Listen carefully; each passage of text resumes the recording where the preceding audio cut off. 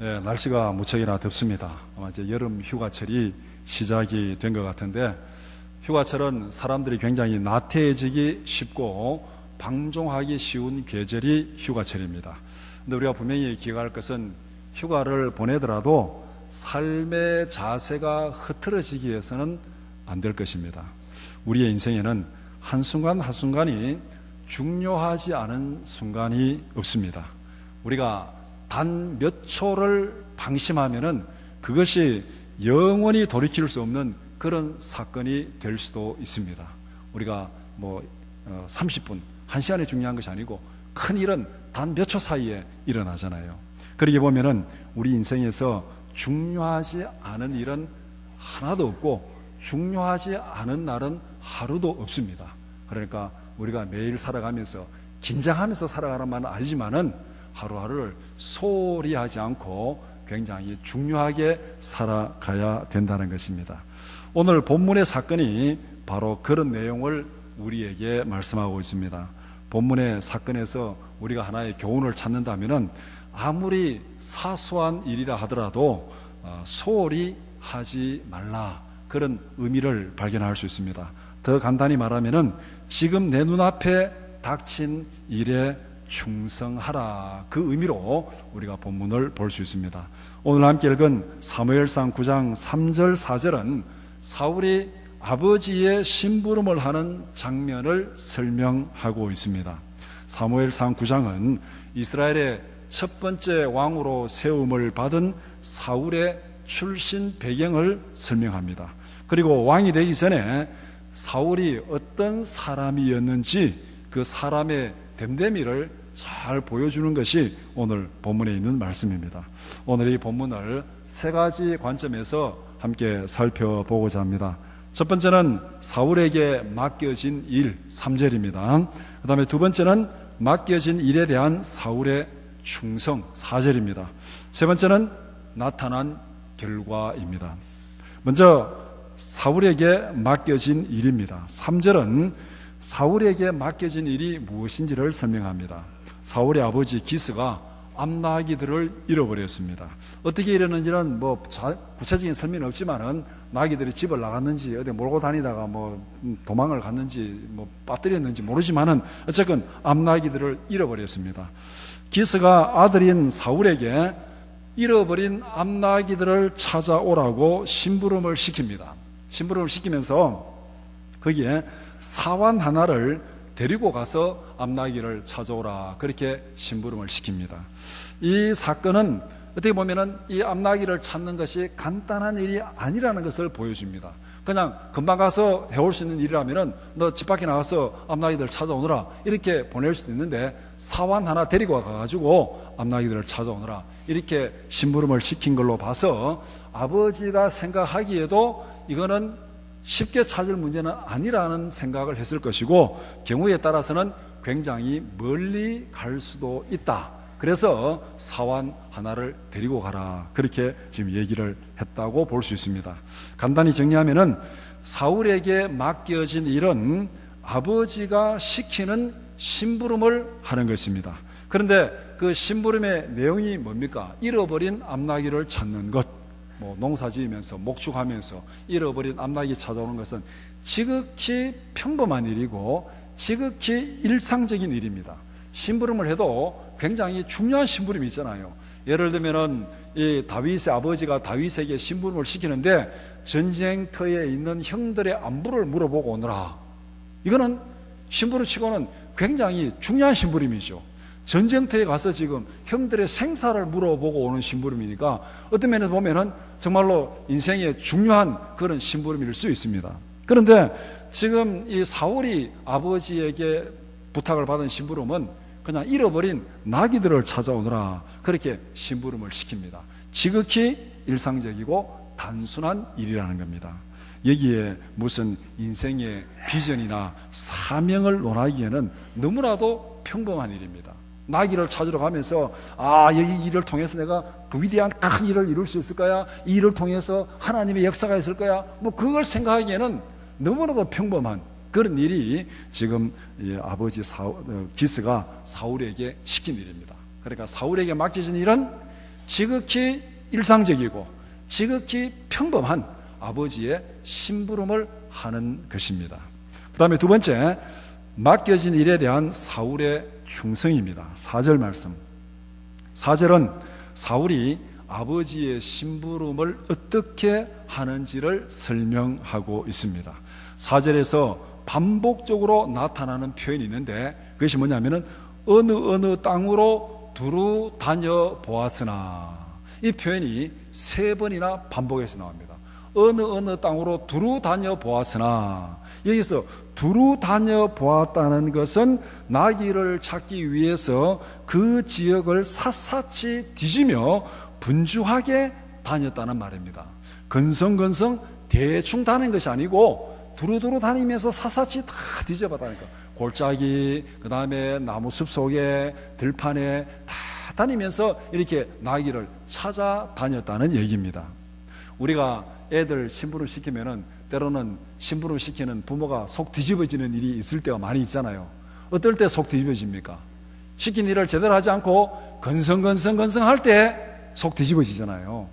집안에 좀 청소하라고, 방청소 좀 하라고 시켜놨더니 청소는 안 하고 있는 먼지하고 다 침대 밑으로 밀어 넣어놓고, 대충 밀어 넣어놓고 앞에 눈에 보이는 거 싹 하고는 청소 다 했다, 이렇게 얘기하면은 보면은 여도 먼지가 있네, 얼마나 짜증납니까? 제가 어릴 때 꼭 많이 들었던 얘기입니다. 엄마가 청소하라 그러면은 딴에는 청소한다고 했는데 어머니가 들어오면은 이게 청소한 거냐부터 시작해가지고 내 눈에는 안 보이는 먼지를 다 찾아내는 거예요. 내 눈에는 안 보이는데 엄마 눈에는 다 보인 것 같아요.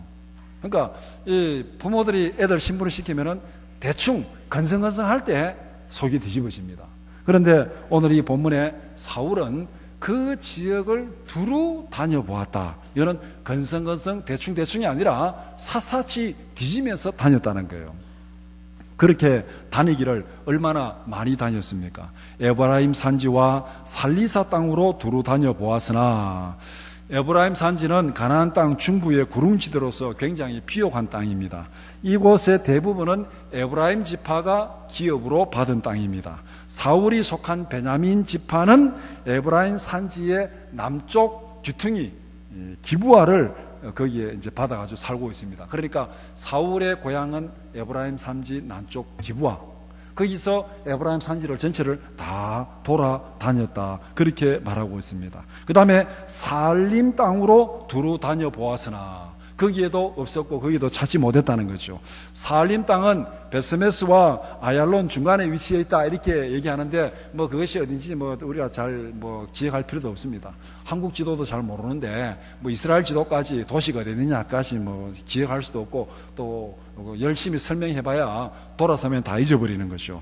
그런데 이 지역 이름이 의미하고 있는 그 의미는 이 땅이 좀 불모지고 그 다음에 이렇게 좀 이 야생 들판, 좀 이렇게 척박한 땅, 그런 의미를 가지고 있습니다. 그러니까 이 말은 다른 말로 말하면은 나귀를 찾아다니면서 굉장히 힘든 땅에도 다 가봤다는 거예요. 불모지 같은 땅도. 그러니까 나귀가 갈 수 있는 곳, 숲속에도 찾아봤고, 골짜기도 찾아봤고, 들판도 찾아봤고, 그런 광야도 찾아봤고, 다 지금 돌아다니면서 다 찾아보았다는 것을 얘기하고 있습니다.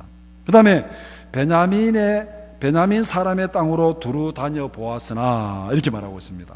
사울은 사왕과 함께 고향 기브아를 출발해서 에브라임 산지 일대를 다 두루 다녀 보았고, 살리사, 살림, 베냐민 땅을 다 두루 다녔습니다. 그 지역을 연결하면은 대충 한 40km 된다 그럽니다. 이 동네 사울이 갔던 지역을 다 하면 40km인데, 그러면은 40km만 다녔겠습니까? 길을 따라서 가면 40km인데 나귀를 찾아가면서 어떻게 다녀야 그랬습니까? 그 땅을 두루 다녔다. 그러니까 지그재그로 왔다 갔다 이렇게 했기 때문에 진짜 사울이 다닌 실제 거리는 40km가 될지 400km가 될지도 몰라요. 몇 배가 될 수 있다는 거죠. 여기도 가고 저기도 가고 다 두루 다녀 보았으니까. 여러분, 잃어버린 송아지나 소를 찾아다녀 본 적이 있습니까? 성가대? 저는 어릴 때 잃어버린 송아지를 찾아다닌 기억이 꽤나 있습니다. 그래서 하나님이 이때를 위해서 그렇게 찾아다니라고 만드는지 모르겠는데, 저는 이 성경을 읽으면서 자연스럽게 다 이해가 됩니다. 설명할 필요가 없어요. 아, 사울이 참 찾아다니기 힘들었겠다. 저도 어릴 때 소 먹이다가 소가 산을 넘어가 버렸습니다. 애들 우리가 소를 먹이면 소를 산에 풀어놓고 애들은 밑에서 놀고 있습니다. 그때는 나무가 별로 없기 때문에 밑에서 봐도 소가 어딘지 다 보입니다. 누구 집 소 어딘지 다, 저 멀리서도 누구 집 소인지 어딘지 다 알고 있어요. 그런데 열심히 애들하고 놀다 보면 어느 순간 보면 소가 없어요. 이제 야단난 거예요. 소가 산을 넘어갔습니다. 넘어가면은 이제 다른 동네로 간 거예요. 다른 동네로 가면, 옛날에는 동네 넘어가면은 거기 또 텃세가 있잖아요. 그럼 그쪽 동네 애들이 소를 먹이고 있습니다. 그러면 넘어가면 잘못하면 두들겨 맞을 수도 있고 여러 가지로 하여튼 옛날에 시골에 살아본 사람들은 압니다. 그러면 난리가 난 거예요. 그러면은 그냥 막 쫓아가가지고 거 가서 소를 찾아다닙니다. 다니다 그게 한낮 같으면 괜찮은데 해질 때 그런 일이 벌어지면 이게 난감한 거예요. 해가 어두워지고 캄캄해지는데도 소 찾기 위해서 막 구름으로 다니고 나무 숲속으로 다니고 그렇게 하여간 다닌 기억이 있습니다. 그래서 이 사울이 이 땅을 두루 다닌다는 것, 막 숲속도 뒤져보고 이 바위 뒤에도 뒤져보고 그 다음에 구릉도 뒤져보고 다 그렇게 뒤지면서 이렇게 그 지역 대충 해도 440km인데 얼마나 많이 다녔는지를 본문은 설명하고 있는 거예요. 그래도 사울이 잃어버린 암나기를 찾지 못했습니다. 얼마나 참 힘들고 낙심되는 일입니까? 20절 말씀을 참고해 보면은 이렇게 다닌 시간이 얼마냐면은 3일을 헤매고 다녔습니다. 하루를 헤매고 다닌 것도 힘든데 3일을 헤매고 다녔어요. 아마 사환하고 같이 소 찾으러 암나기 찾으러 다니면서 들판에서 잠을 잤는지 숲속에서 잠을 잤는지 아니면 남의 집에 가서 잠을 잤는지 모르지만은 3일을 들판에서 밤낮을 찾아다니면서 그렇게 나귀를 찾아다녔습니다. 그런데 그들은 찾지 못했습니다. 마침내 그들이 베냐민 지파의 땅 라마 근처의 숲 땅에 이르게 되었다. 그렇게 말하고 있습니다. 숲 땅에 이르게 되었다는 것은 에브라임 산지를 한 바퀴 다 돌아다녔다는 것입니다. 이 사울의 고향이 기브아인데 기브아에서 출발해 가지고 에브라임 산지를 한 바퀴 다 돌고 다시 라마로 와서 숲 자기 고향 근처의 마을까지 왔다는 것입니다. 사울이 낙심하고 포기할 수 있는 상황입니다. 이제 못 찾겠다. 한 바퀴 다 돌고 3일 동안 이렇게 헤매고 다녔는데도 못 찾았으니까 이제는 포기하고 가자. 이렇게 말할 수 있는 상황이 지금 4절 이 마지막 딱 결론 부분입니다. 포기할 수 있는 충분한 조건이 갖추어졌는 거죠. 사울로 말하면 아버지 신부를 시킨 거 열심히 다 나귀가 갈 수 있는 곳은 다 다녔고 3일이나 밤낮을 헤매고 다녔고 이제는 한 바퀴 다 돌아서 이제 고향 땅까지 왔는데 이제 어디 가서 찾는단 말이냐. 그렇게 헤매고도 못 찾았으니까 굉장히 허탈하시오. 허탈한 마음으로 포기하고 집으로 돌아와도 아버지가 전혀 나무랄 수 없는 그런 상황. 이놈아 왜 심부름 제대로 안 하고 못 찾았냐. 이렇게 책임을 물을 수 없는 그 정도로 사울은 열심히 하고 충성스럽게 지금 아버지 심부름을 했습니다. 그런데 5절에서 10절은 사울의 계속적인 충성을 말하고 있습니다. 5절에 보면은 이제 사울의 마음에 걱정이 딱 생겼습니다.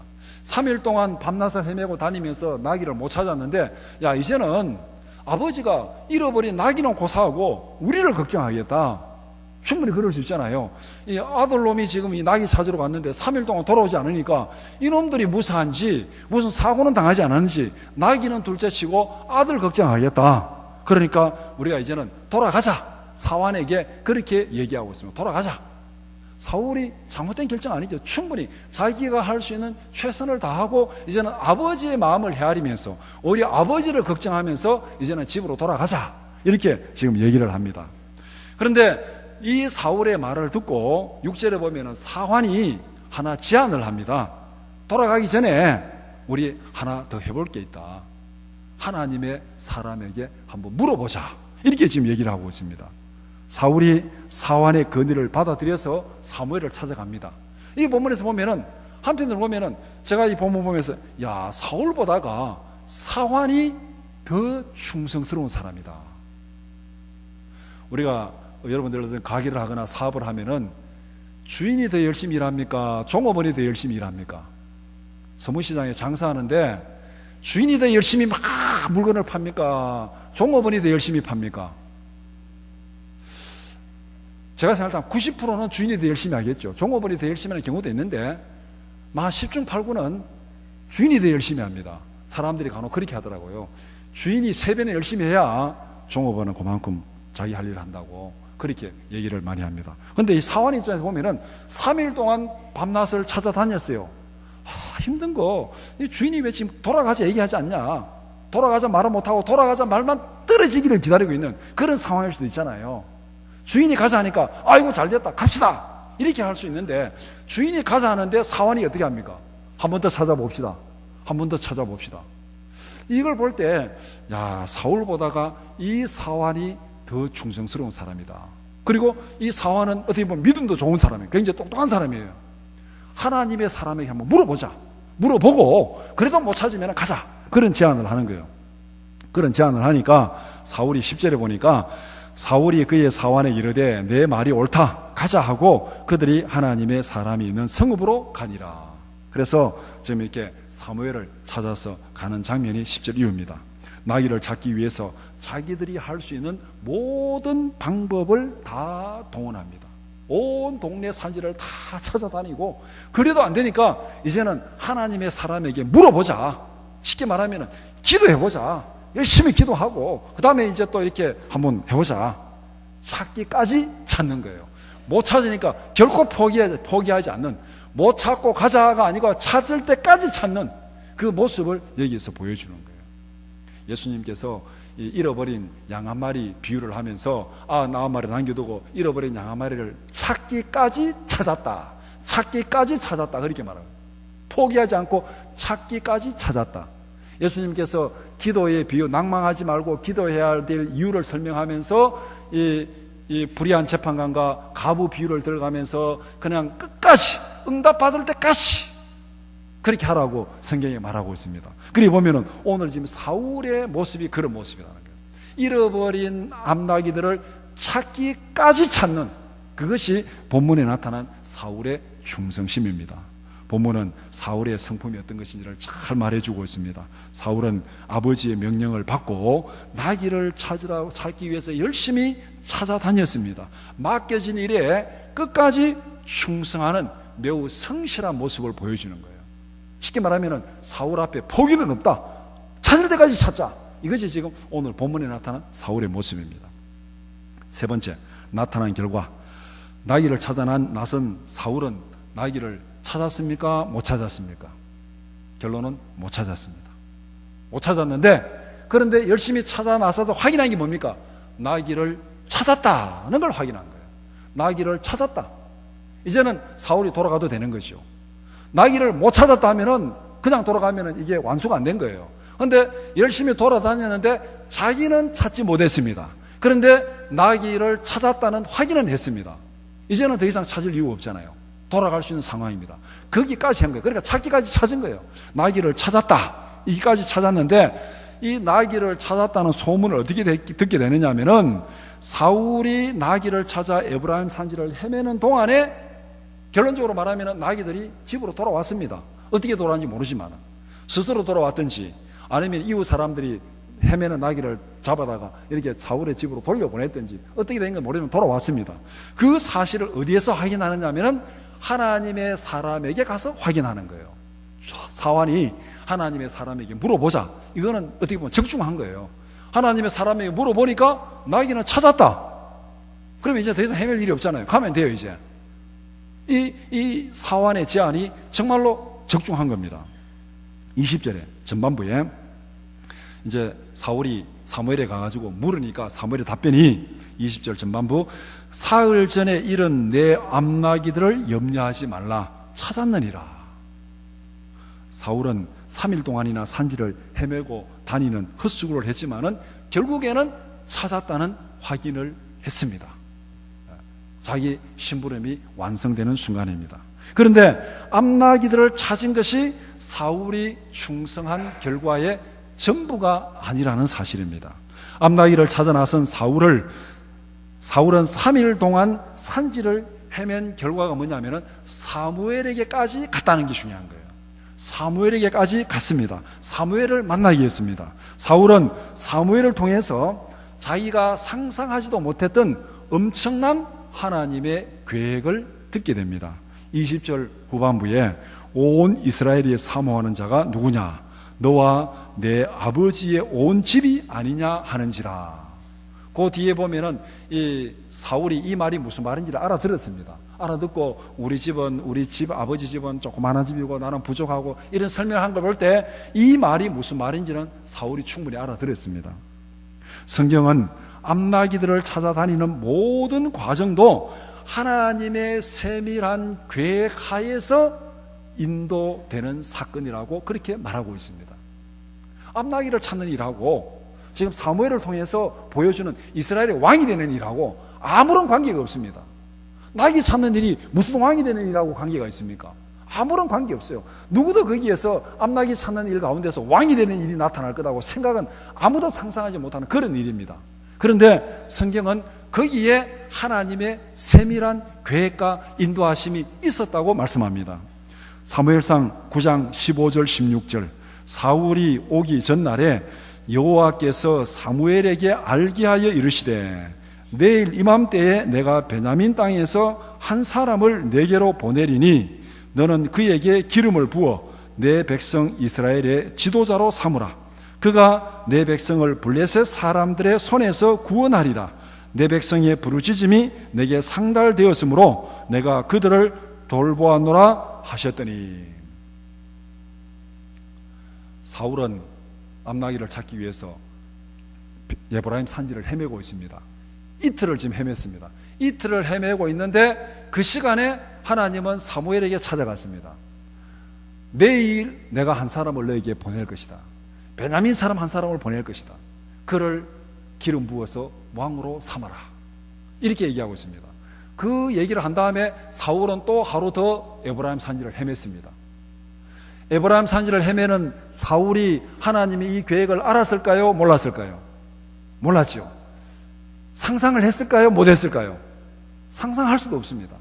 사울도 상상할 수도 없고 사무엘도 상상할 수도 없고 누구도 상상할 수 없는 그 일이 지금 하나님의 계획하에서 한편으로는 하나님께서 사울로 하여금 에브라임 산지를 헤매게 만들어 놓고 한편으로는 사무엘이 가가지고 한 사람 여기 올 테니까 준비하고 있어라 이렇게 지금 하고 있는 거예요. 그리고 10장 1절에 이에 사무엘이 기름병을 가져다가 사울의 머리에 붓고 입맞춤에 이르되 여호와께서 내게 기름을 부으사 그의 기업의 지도자로 삼지 아니하셨느냐. 3일 헤매고 와서 사무엘을 만나서 하나님께서 사울에게 기름을 부어서 왕으로 세우는 사건이 여기서 벌어진 거예요. 사울은 아버지의 심부름으로 암나기들을 찾아다니면서 이런 계획을 알았겠습니까? 상상도 하지 못한 일 아닙니까? 사울뿐만 아니라 사무엘도 상상할 수 없는 일이고 이스라엘 어느 누구도 상상할 수 없는 일입니다. 이것은 전적으로 하나님의 숨겨진 계획입니다. 모두에게 숨겨진, 누구의 눈에도 보일 수 없는 그 하나님의 숨겨진 계획이 암나기들을 찾는 그 일정 속에 숨어 있었다는 겁니다. 하나님은 암나기들을 찾아 나선 사울의 발걸음을 인도하셨습니다. 어디로 인도했습니까? 사무엘에게 인도했습니다. 더 나아가서 이스라엘의 왕으로 인도하는. 사울이 처음부터 그런 계획이 없었어요. 상상도 못했어요. 그냥 아버지 심부름하기 위해서 열심히 그냥 암나기 찾아다니는 것밖에 없습니다. 그런데 암나기 찾아다니는 그 일상적이고 지극히 평범한 그 일을 통해서 하나님께서 사울의 발걸음을 어디로 인도하냐면 하나님의 사람에게로 인도하고 더 나아가서 왕의 자리를 인도하는 그 길로 지금 인도하고 있습니다. 암나기를 찾는 일과 왕이 되는 이 정치적인 일하고는 전혀 상관이 없습니다.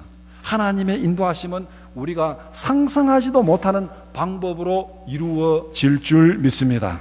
그것이 하나님의 지혜고 하나님의 능력입니다. 하나님의 인도하심을 믿는다면은 우리의 인생에서 소홀히 해도 되는 사소한 일은 전혀 없습니다. 하나도 없습니다.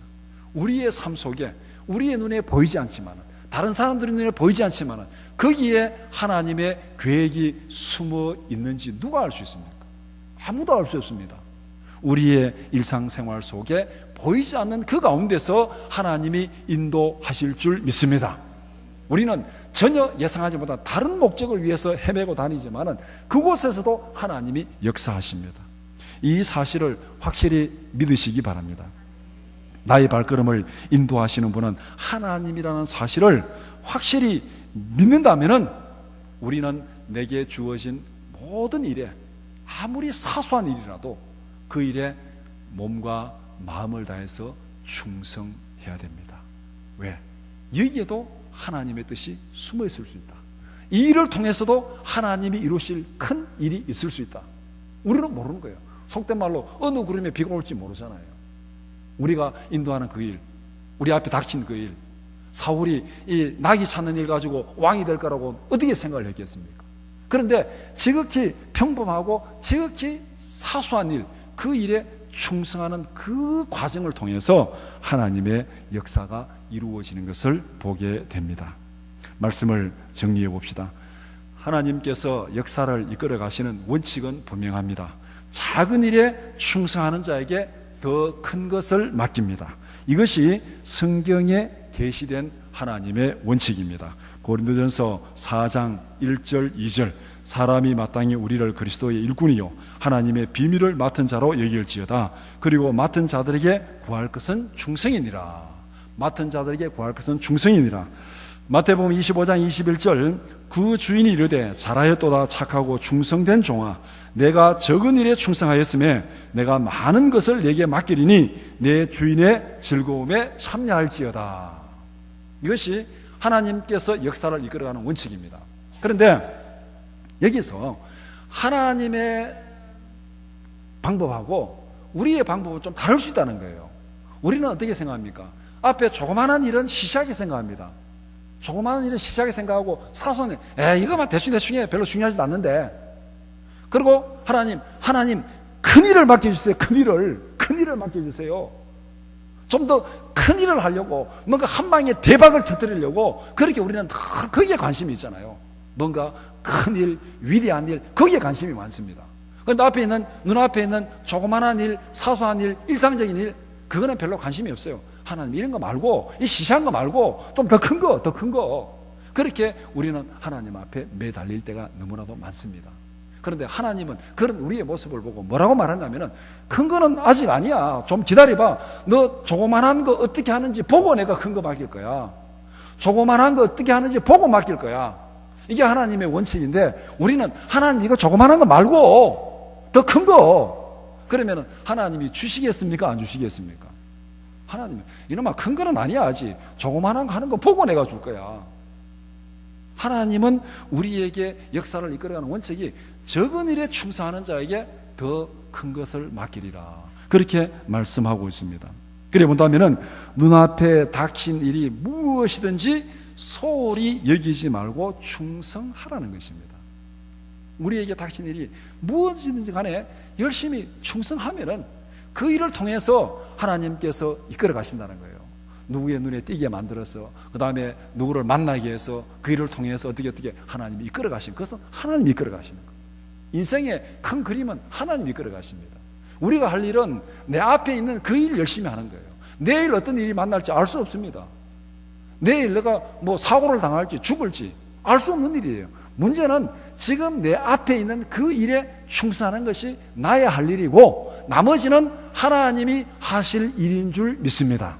이 자세가 우리가 하루하루 살아가는 우리의 삶의 자세가 되어야 됩니다. 우리의 가장 일상적인 일 속에 하나님의 숨겨진 계획이 있습니다. 위기와 고난이 닥치면은 굉장히 힘들죠. 우리가 살아가면서 인생에 시련들이 많습니다. 고난들이 많습니다. 환난이 많습니다. 힘들어요. 그때는 우리가 정말 포기하고 싶죠. 인생 짐 다 내려놓고 거기서 그만두고 싶습니다. 여러분도 그런 경험들 한두 번은 다 있었겠죠. 인생 살아오면서 정말 여기서 그만두고 싶다. 인생 끝내고 싶다. 이렇게 힘든데도 살아가야 되나? 그럴 때도 우리가 낙심하지 말고 포기하지 말고 어디까지? 찾기까지 내가 생명이 끊어지기까지는 내 앞에 닥친 그 일을 헤쳐나가는 것이 우리의 할 일이라는 겁니다. 고난이 닥쳤으면 힘든 대로 그것을 헤쳐나가려고 발버둥 쳐야 되고, 어려움이 있으면 그것을 극복하려고 발버둥 치는 거. 언제까지? 끝날 때까지. 그 일이 해결되든지 내 생명이 끝나든지 둘 중에 하나, 끝날 때까지 우리는 그 일을 극복하고 이기려고 발버둥 치는 것이 우리의 할 일입니다. 그 모습을 보시고 하나님께서 우리의 인생을 인도하실 줄 믿습니다. 거기서 포기해버리면 그야말로 끝이에요. 포기하지 않고 끝까지 내 앞에 있는 것을 헤쳐나가고 발버둥 치는 그 모습을 보시는 하나님께서 우리에게 더 좋은 하나님의 계획으로 인도하실 줄 믿습니다. 창세기에 기록된 요셉의 역사가 바로 그런 역사입니다. 요셉에게 닥친 시련과 고난이 얼마나 크고 길었습니까? 요셉은 분명히 하나님 앞에 비전을 받았어요. 꿈을 꿨습니다. 지도자가 되는, 왕이 되는 꿈을 꿨습니다. 그런데 애굽의 노예로 팔려가는 겁니다. 요셉이 만약 거기에서 하나님 앞에 원망하고 불평하고 신세 타령만 했으면 어떻게 되겠습니까? 하나님, 분명히 하나님 꿈을 줬잖아요. 비전을 줬잖아요. 그런데 내가 지금 애굽의 노예로 팔려가고 있습니다. 이게 무슨 일이 되겠습니까? 노예로 팔려가지고 어떻게 내가 왕이 되겠습니까? 어떻게 지도자가 되겠습니까? 이 모든 꿈, 하나님이 주신 꿈, 이거 거짓 아닙니까? 허상 아닙니까? 이렇게 돼가지고 어떻게 되겠습니까? 거기에서 하나님을 원망하고 인생을 불평하고 신세타령하고 그렇게 했으면은 요셉의 인생이 어떻게 되겠는가? 그런데 성경을 보면은 요셉의 태도는 자기에게 어떤 고난이 닥쳤든지 간에 그 고난을 헤쳐나가기 위해서 거기에서 열심히 살았다는 것. 그것이 요셉의 모습입니다. 하나님의 꿈이 이루어지는 것하고 정말 정반대 방향으로 가는 것 같은데 요셉은 거기서 열심히 헤쳐나가고, 헤쳐나가니까 또 감옥에 들어갔고, 그 감옥에 들어가도 거기서 열심히 헤쳐나갔고, 그렇게 자기 앞에 닥친 고난을 헤쳐나가다 보니까 요셉이 어디 와 있냐면 애굽의 왕궁에 와 있는 거예요. 자기 앞에 주어진 그 일을 열심히 충성하다 보니까 뭐가 됐냐면 애굽의 총리가 된 거예요. 노예로 팔려온 요셉이 애굽의 총리가 되는 것을 꿈이나 꾸었겠습니까? 상상할 수도 없는 일입니다. 그러나 요셉이 고난을 헤쳐가는 과정 속에서 하나님의 숨은 계획이 거기에 있었던 거예요. 하나님은 그 고난을 통해서 요셉을 바로 왕궁으로 인도하는 것. 오늘 본문에서 하나님은 암나기 찾는 그 일을 통해서 사울을 사무엘에게 인도하는, 우리의 눈에는, 사람의 눈에는, 누구의 눈에는 안 보이지만은 거기에 하나님의 숨은 계획이 들어 있었습니다. 하나님의 인도하심에 대한 확실한 믿음이 있다면 우리는 항상 기뻐할 수 있습니다. 범사에 감사할 수 있습니다. 고난이 닥쳐도 여기에도 하나님의 뜻이 있다. 고난이 닥쳐도 여기에도 하나님의 숨은 계획이 있다. 그것을 믿는다면 우리는 불평할 이유가 없습니다. 그 앞에 있는, 내 앞에 닥친 그것을 헤쳐나가기 위해서 내가 열심히 노력하고 발버둥 치면 되는 거예요. 그 이상은 하나님이 하실 줄 믿습니다. 우리의 일상생활 속에서 역사하시는 하나님의 인도하심을 확실히 믿고 하나님의 뜻을 이루어가는 여러분들이 되기를 축복합니다. 하나님의 뜻을 한번 확인하고 마치겠습니다. 우리가 늘 하는 거 있잖아요. 크게 하겠습니다. 항상 쉬지 말고 범사에 우리의 삶 속에서 이런 하나님의 뜻이 이루어지기를 축복합니다. 기도드리겠습니다.